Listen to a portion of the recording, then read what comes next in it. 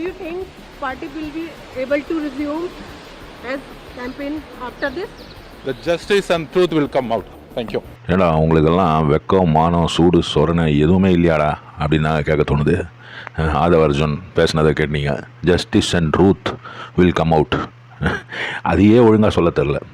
Justice வந்ததுக்கப்புறம் truth வராது தம்பி. ட்ரூத் வந்ததுக்கப்புறம் தான் ஜஸ்டிஸ் வரும். உண்மை முதல்ல வெளியே வரணும். அப்போ தான் நீதி கிடைக்கும். நீதி முதல்ல கிடச்சிட்டு அப்புறமா உண்மை வெளியே வந்தால் அது என்ன கதை? அது ஒரு வேளை இவர் க்ளூ கொடுக்குறாரு பொழுதுக்குது.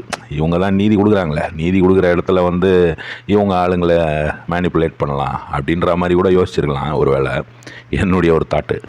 என்ன மனுஷங்க, இவ்வளோ பேர் இறந்துருக்காங்க. இது வரைக்கும் ஒருத்தங்க கூட அந்த ஏரியாவிலே திரும்பி பார்க்கல, அந்த இடத்துக்கு போகவும் இல்லை. கேட்டால் போலீஸ் போக வேணான்னாங்க. அங்கே சட்டம் ஒழுங்கு மோசமாயிடும். சரி, விஜய் போக வேணாம், பாக்கி இருக்கவங்கலாம் யார் போனாலும் அங்கே என்ன அவ்வளோ கூட்டமாக வரும்? அப்படிலாம் வராது. அந்த இடத்துல இவ்வளோ ப்ராப்ளம் ஆகிருக்கு, இத்தனை பேர் இறந்துருக்காங்க, இத்தனை குடும்பங்கள் இப்போது நடுத்தெருவில் நிற்கிற நிலைமை அப்படின்ற மாதிரி ஒரு சுச்சுவேஷனுக்கு கொண்டு வந்து விட்டீங்க.